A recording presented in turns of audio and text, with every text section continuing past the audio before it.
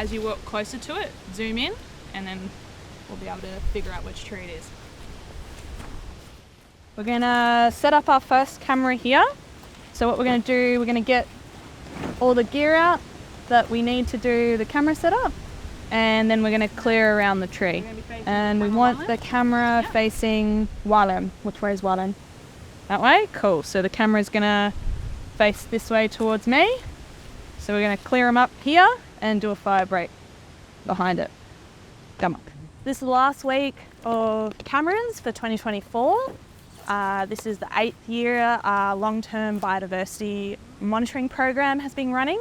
And this week we're working in Manmoyi Outstation and Mammadawari Outstation, working with the rangers and landowners to survey biodiversity with cameras, song meters, and trialling some eDNA and getting out on country.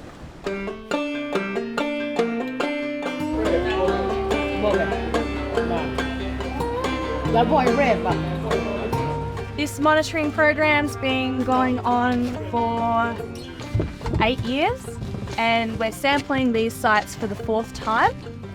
And part of that is trying to understand the long-term impacts of our land management on biodiversity in the IPA.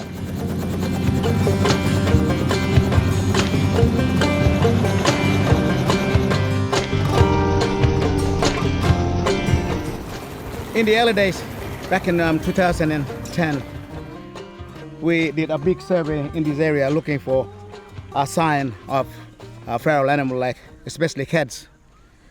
We've seen tracks and where they drink, where they camp, and all that area.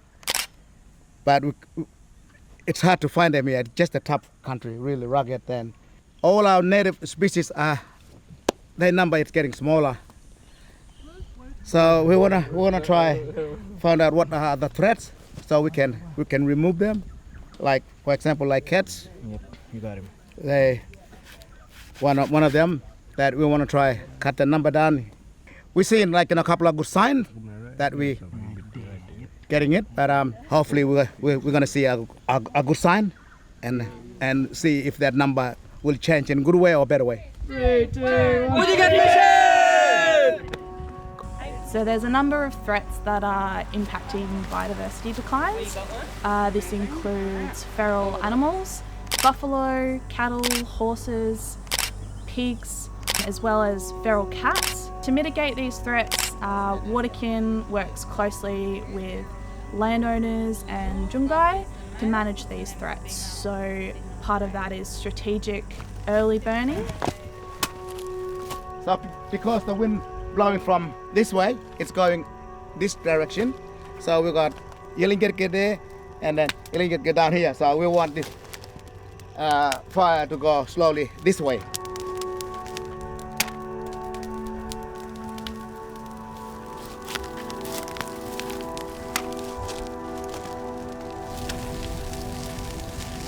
It is important for being on country and have that story where it all started before, because the story is there's animals and plant and where all people used to call it home, and it is still home for them, and every country represents to those people, and in their representation they had this Muya, and this Muya, it's like a clan name, and this clan name that affects who they are and where they're from, even though they're from Dua or Irija. Us more Pinning people we believe country look after us and we look after country, and bringing right people on country and walking put their sweat, and we believe that animal will smell the sweat and then feel the footsteps of the right people walking on their country. They'll come back, because this is how our people live. It is really important to bring people back. So every year we go talk to the right people bring them back right time of burning, right time of walking. We believe that country listen to us. You know, when rangers fly out, some of those kids, they're looking at senior rangers doing work with my programs or BIM programs. And we've got young kids, they want to do that same program. And some of senior rangers still doing it, and you know, they want to try and pass down to younger generation. So from doing biodiversity surveys over the last 8 years, we've found that some of our threatened species are persisting in the landscape, which is really great to see. So at the forefront of the program, it's really about people and connecting landowners in Jungai with their country, particularly because they're the right people to undertake those roles.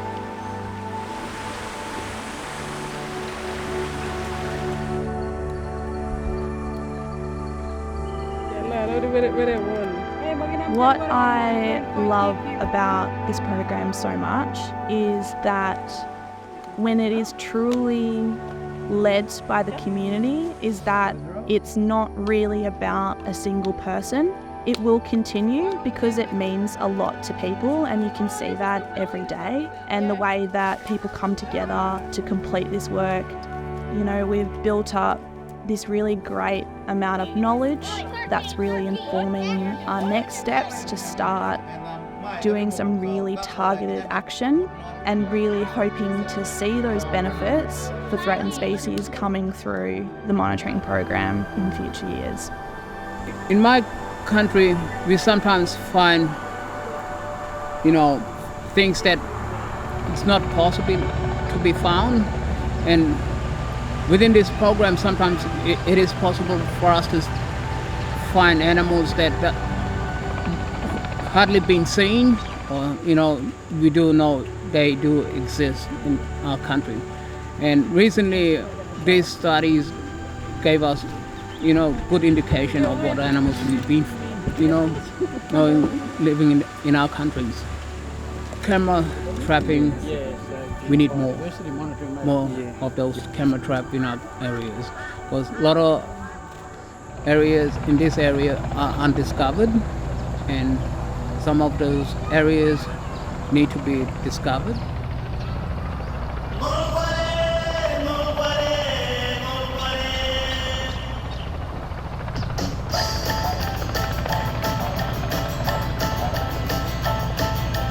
When